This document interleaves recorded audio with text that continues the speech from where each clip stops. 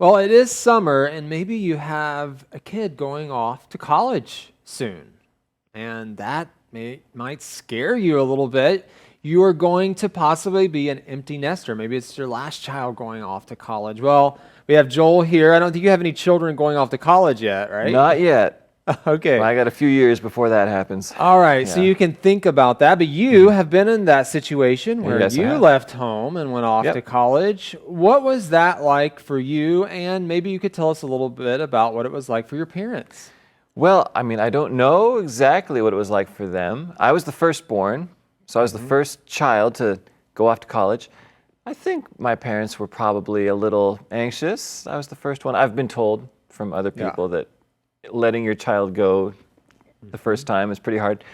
But I wasn't one of those guys that called home every week. I had a roommate, calls mom every weekend. And I went to school 3,000 kilometers away from my home. Yeah. I was like, hey, I'm off on my own. I'm, Right. got a new life to explore.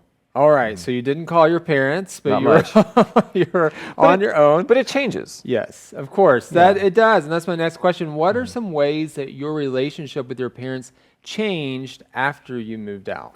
Well, I guess when you're in 18, 19, 20, you feel the need to get out, have your own space. But once I was truly moved out with my own job, married, living, separately from my parents, it changed our relationship. We wanted to be with them.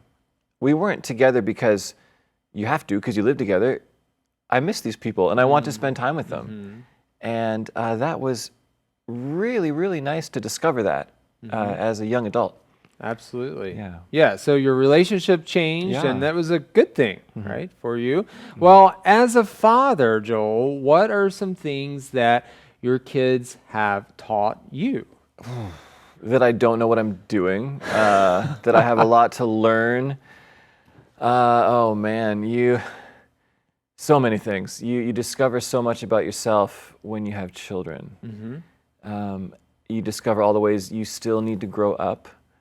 And yeah, children can bring out the best or the worst in you, and they're a challenge. It's a challenge to either grow and mature more. So as long as I choose to take that challenge, then the children can teach me tons every day. All right, so your kids are learning, but you're learning as well. At least as much as they are, I think. All right, well, what do you think will be one of the more difficult things about being an empty nester? That's what our article is all about. And you have a few years yet before you face that. What do you think it will be like for you? Well, I can remember saying goodbye when I'm leaving for college the first time and sensing that my mom was maybe a little nervous. But then when my youngest sister left the house finally, we heard all these sarcastic jokes from my parents. Oh no, what are we gonna do with our empty nest? And they were just waiting for us to be free so they could go do what they want, to travel when they want to, not have to cook for anybody.